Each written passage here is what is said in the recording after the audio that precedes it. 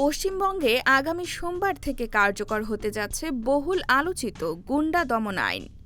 মুর্শিদাবাদের বহরমপুরে প্রশাসনিক বৈঠক ও জনসভায় মুখ্যমন্ত্রী শুভেন্দু অধিকারী ঘোষণা দেন, নতুন এই আইন কার্যকর হলে সন্ত্রাস, দাঙ্গা হাঙ্গামা ও সরকারি সম্পত্তি ধ্বংসের মতো ঘটনা কঠোরভাবে দমন করা হবে। West Bengal public safety and control of anti social activities bill ২০২৬-এর আওতায় সন্দেহভাজন অপরাধীদের ১ বছর পর্যন্ত আটক রাখার বিধান রয়েছে। সরকার বলছে, এটি আইন শৃঙ্খলা রক্ষা ও অপরাধ নিয়ন্ত্রণে গুরুত্বপূর্ণ ভূমিকা রাখবে। তবে মানবাধিকার কর্মী ও বিরোধী দলগুলোর দাবি, এই আইন নাগরিক স্বাধীনতার জন্য উদ্বেগ তৈরি করতে পারে।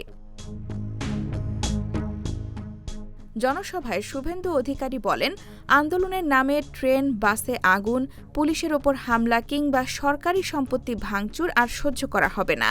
পাশাপাশি নারী ও শিশুদের নিরাপত্তা নিশ্চিত করতে কঠোর পদক্ষেপ নেওয়া হবে বলেও জানান তিনি। সরকারি প্রকল্পে দুর্নীতি ও জালিয়াতির বিরুদ্ধেও কড়া অবস্থানের কথা জানিয়ে মুখ্যমন্ত্রী বলেন, ইতোমধ্যে শত শত ভুয়া সুবিধাভোগী শনাক্ত হয়েছে এবং জড়িত কর্মকর্তাদের বিরুদ্ধেও ব্যবস্থা নেওয়া হবে। এছাড়া সীমান্ত নিরাপত্তা জোরদারে বিএসএফ ও রাজ্য পুলিশের সমন্বয় বাড়ানোর কথাও জানান তিনি। অন্যদিকে আমজনতা উন্নয়ন পার্টির চেয়ারম্যান হুমায়ুন কবির এই আইন ও মুখ্যমন্ত্রীর বক্তব্যের সমালোচনা করে প্রশ্ন তুলেছেন, গণতান্ত্রিক ব্যবস্থায় মত প্রকাশের স্বাধীনতা কতটা নিশ্চিত থাকবে। M1 TV news desk.